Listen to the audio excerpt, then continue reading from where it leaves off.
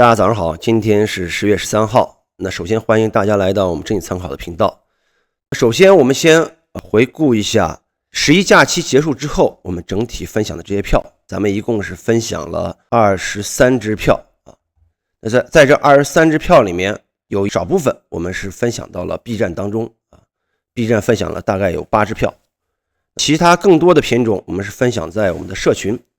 咱们社群是每一个会员都会有提供案例的这种约稿的机会，同时也可以看到其他会员的约稿，所以整个社群里面每个月大致会有80个品种以上的这样一个案例分享。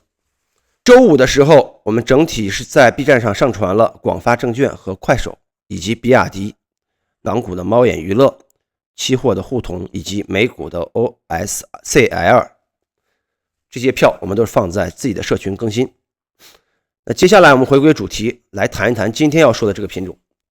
今天要说这个品种是美股的超微半导体啊，是来自于我们的粉丝约稿。这个票2个多月以前我们聊过啊，当时是给出了冲高回落的这种预期，但是近期随着它的整体走势，在上一周再次创出高点，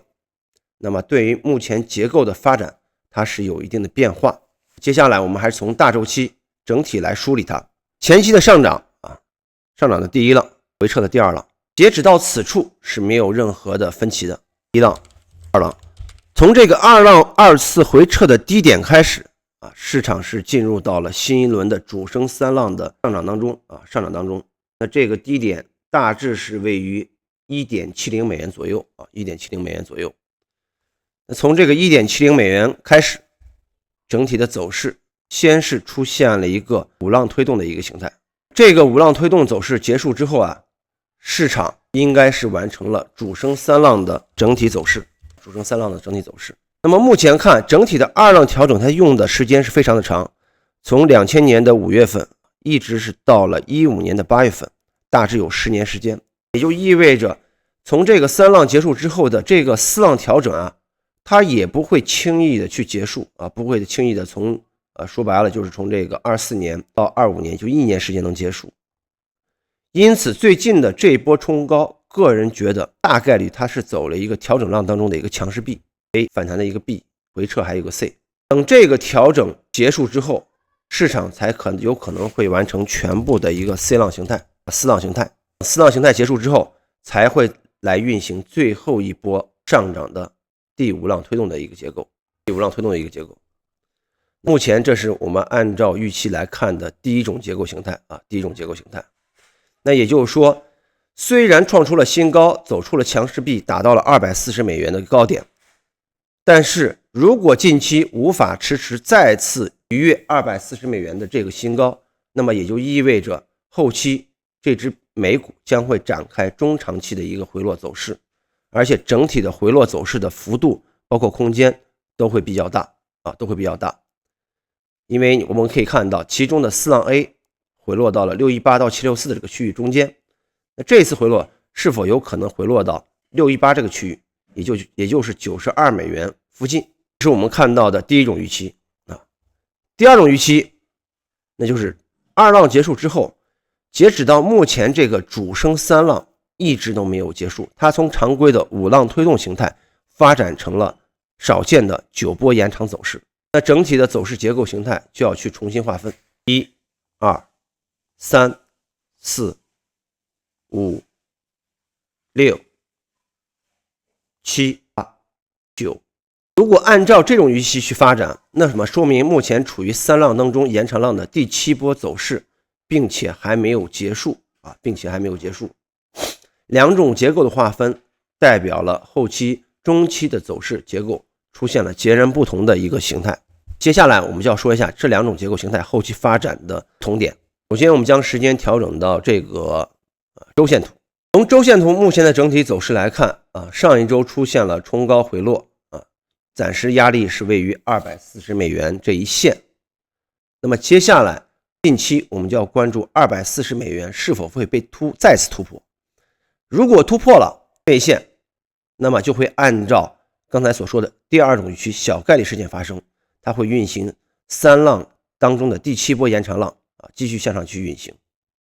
但是近期如果这个位置不能被上破，那么我们只能把它看作是一个4浪调整期内部的一个 B 浪反弹结束之后的这样一个形态，后期将会向下逐步去运行 C 浪的一个整体回落。所以当前能支撑我们唯一看涨的理由就是再次站上240美元才可以。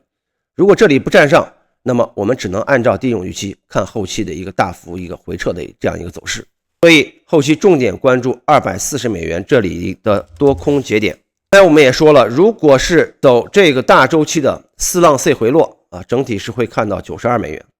那如果反其道而行，它站上了240美元，我们来看一下后期整体向上的目标压力位于哪里。这里我们需要借助到波浪尺，波浪尺也就是拉出前一段走势的前期的绝对的高低点来测出下一波整体的一个结构形态。那如果站上240美元，意味着下一波走势将会看到上方的波浪尺 1.382 倍，此处位置于315美元，这是一种方式。另一种方式，我们借助这个趋势线，可以看到趋势线的上方的整体的压力大致是能看到284美元。因此通过两种截然不同的方式，我们给出了下方的92美元以及上方的284和315美元。至于后期市场如何抉择，近期中短期我们要关注240美元的破与不破的这种结论。所以当前从我个人角度来说的话，可能我会首先按照第一种预期的发展去看跌，但是万一向上突破了240美元，我可能会直接反手向上看到刚才所说的284或者是315。那么这里就存在了一个所谓的一个短线的一个交易机会，或者说备用方案1、主方案1和备用方案2的这样一个思路。接下来我们再看一下日线图。日线图如果按照第一种预期发展，那么最近需要关注的位置大致就是在224或者说223到223到226这个区域，看它是否能反弹到这位置，出现4小时或1小时4小时的顶分型或十字星，给出一个看跌的一个机会看跌的一个机会。当然你这防守的话，你可能比如你放到236呀或者是240都可以，整体仓位放轻一些，等待后期结构明显或者趋势明显的时候，我们再去考虑加仓。也因此这个位置是存在一个以小博大的机会以小博大的机会。当然你如果只是前期持有相对低位持有仓位的话，那么也可以考虑在目前的这个位置选择反弹之后减仓控制一下你的这些整体的一个仓位因为不可能让你之前已经到手的利润再次回落或者回吐。当然后期如果再次站上240美元之后，我们可以考虑把之前丢到的仓位再加回来。所以大家近期就关注240美元的多空节点。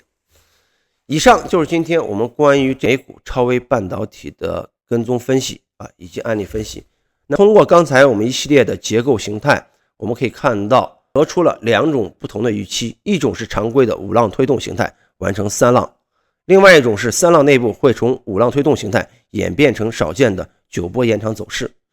那么两种结构形态得出了不同的结论，后期我们重点要关注多空节点。好，以上就是本期视频的全部内容，我们下一期再见。